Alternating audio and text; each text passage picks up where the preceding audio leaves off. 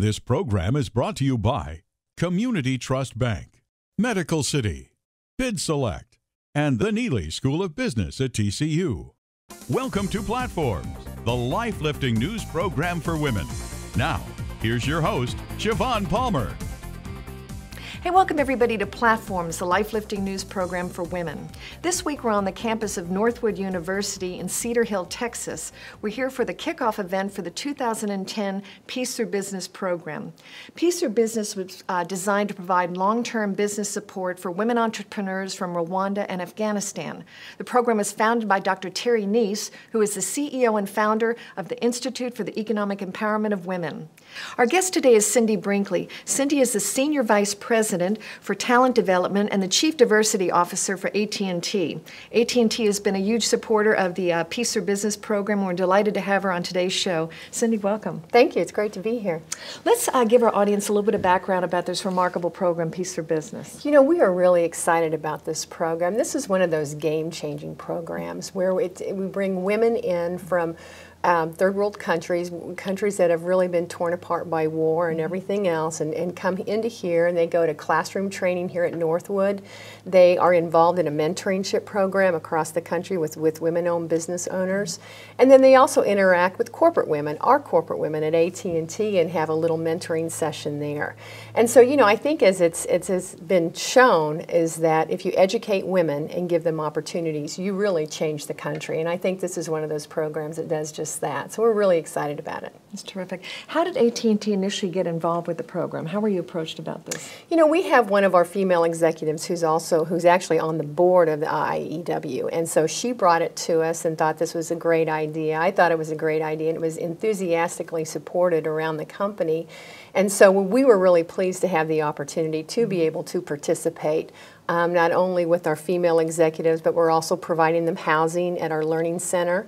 We're also interacting with them through our women volunteers. It's the Women of AT&T, one of our employee resource groups. And so these ladies are going out, taking them shopping, you know, working with them one-on-one. And so we've had several opportunities to actually interact with the ladies. You know what I find fascinating is the two countries that they focus on, Rwanda and Afghanistan. Most Westerners have a very scary vision of what's been going on in those countries. They, you know, war zones and conflicts. What was the biggest surprise that you and some of your colleagues found when you met these lovely women from Rwanda and Afghanistan?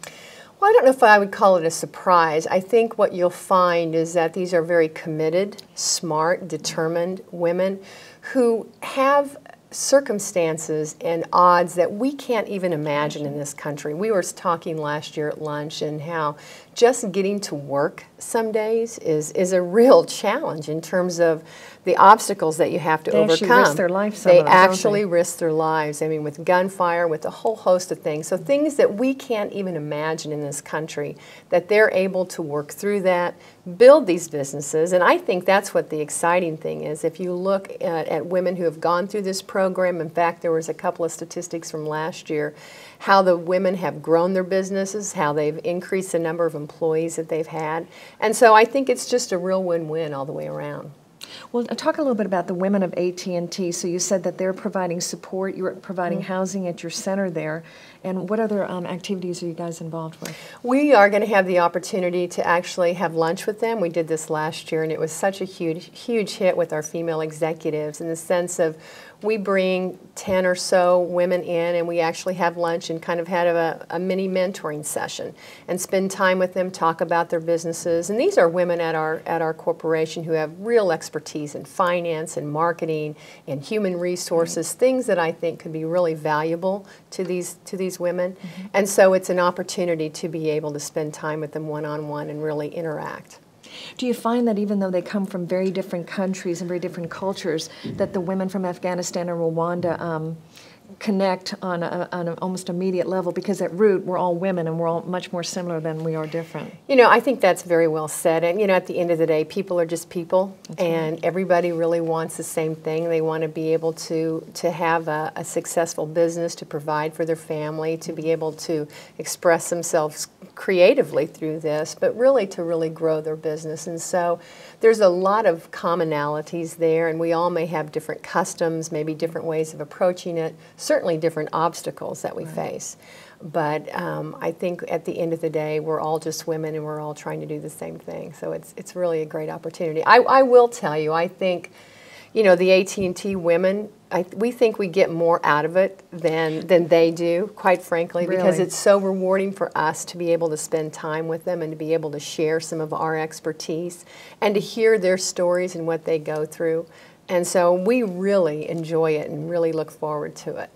You made a good point earlier that if you give women the means to contribute to the economy, it's remarkable how that gross domestic product will grow exponentially. And many of these women, Cindy, like microfinance loans and very simple ways to help them move their business forward. It's remarkable, isn't it? Yeah, it is. And you know, it's very different there. And in fact, I think it's Rhonda where they just passed a law where women cannot leave the house because of there's a lot of, you know, danger and violence. And so they're developing business that they can actually do at home. There's this one women-owned business owner who started a business sewing volleyballs. And so she takes the sewing to you know, other women's homes, and they can do that from their home and be very, very successful.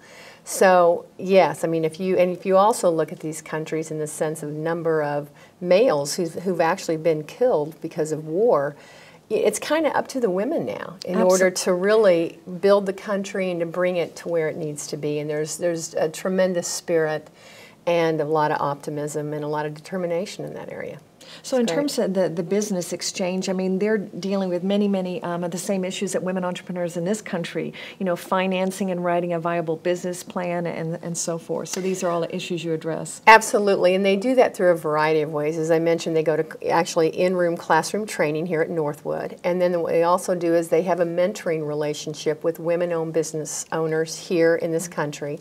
And then, of course, interacting with the corporate women. So there's a lot of different opportunities, a lot of different levels for them to work through, which hopefully will give them some good insights and some good experience to take back.